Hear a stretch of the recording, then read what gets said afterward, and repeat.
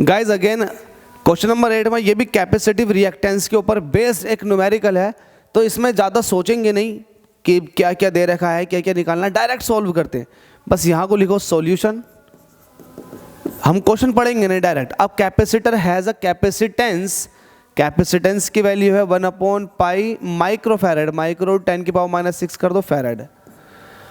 हमसे पूछा find reactance for a frequency, तो रिएक्टेंस पूछ रहा है, मतलब एक्सी पूछ रहा है। पहले वाले पार्ट में कह रहा है फ्रीक्वेंसी 50 हर्ट्ज है, ठीक है, 50 हर्ट्ज फ्रीक्वेंसी पर आपसे रिएक्टेंस पूछा, तो पहला पार्ट ही सॉल्व कर लो।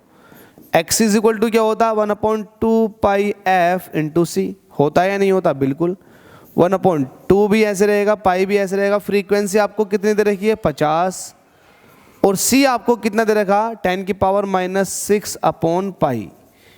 पाई से पाई कट चुका है, कैलकुलेशन बड़ी इजी हो गई।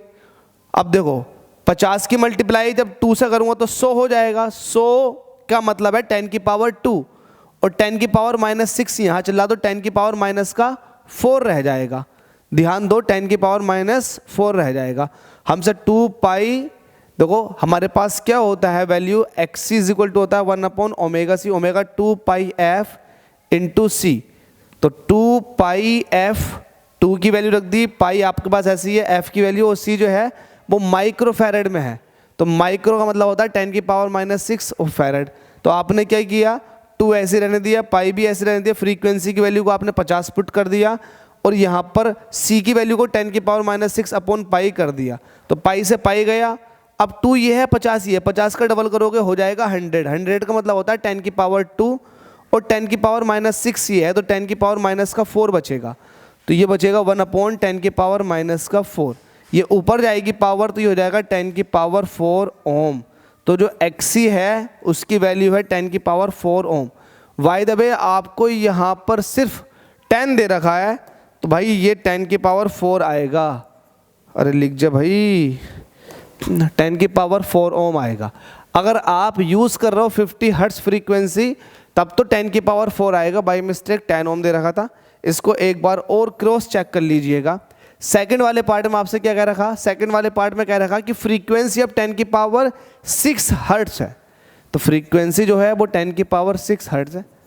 फ्रीक्वेंसी आपके पास है, आपसे पूछा क्या है, कैपेसिटिव रिएक्टेंस पूछी है, ये पूछा ना। A capacitor has a capacitance of 1/पाई microfarad, find its reactance for a frequency of 50 hertz and 10⁻⁶। तो एक्सी लिखेंगे, एक्स इज इक्वल टू क्या होता है 1/2πf इंटू सी। इसको ऐसे रहने देंगे, 2 भी ऐसे रहने देंगे, पाई भी। फ्रीक्वेंसी एफ की वैल्यू कितनी है 10⁻⁶, और सी कितना दे रखा आपको, सी दे रखा 1/पाई इंटू 10⁻⁻⁶। तो 1/पाई ऐसे रहने देंगे, 10⁻⁻⁶ ऐसे। तो 10⁻⁻⁶ है, 10⁻+6 पावर कॉम्प्रोमाइज हो जाएंगी, पाई से पाई खत्म हो जाएगा, तो बचेगा 1/2। 1/2 का मतलब होता है 0.5। तो आपके पास जो एक्सी है उसकी वैल्यू कितनी आ गई 0.5 ओम। तो आपको 2 क्वेश्चन दे रखे थे, एक 50 हर्ट्ज फ्रीक्वेंसी के लिए, दूसरा 10⁻⁶ हर्ट्ज फ्रीक्वेंसी के लिए। तो देखो 10⁻⁶ वाला तो क्वेश्चन मैच कर गया, लेकिन ये मैच नहीं कर गया। तो जरा ध्यान दें, आपके पास c इज इक्वल टू 1/पाई 10⁻⁻⁶ था, एक्सी पूछा था, एक्सी और f आपको दे रखा था, तो एक्सी इज इक्वल टू होता 1/2πf इंटू सी। आपने 2 पाई ऐसे रख दिया, f की वैल्यू 50 आपने रख दी, और c है, c कितना दे रखा आपको 1/पाई इंटू 10⁻⁻�6, क्योंकि माइक्रोफैरेड था।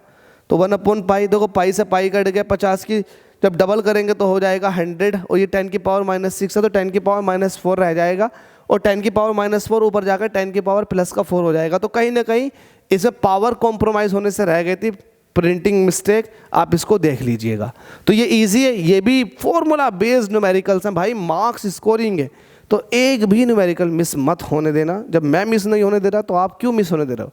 Thank you so much.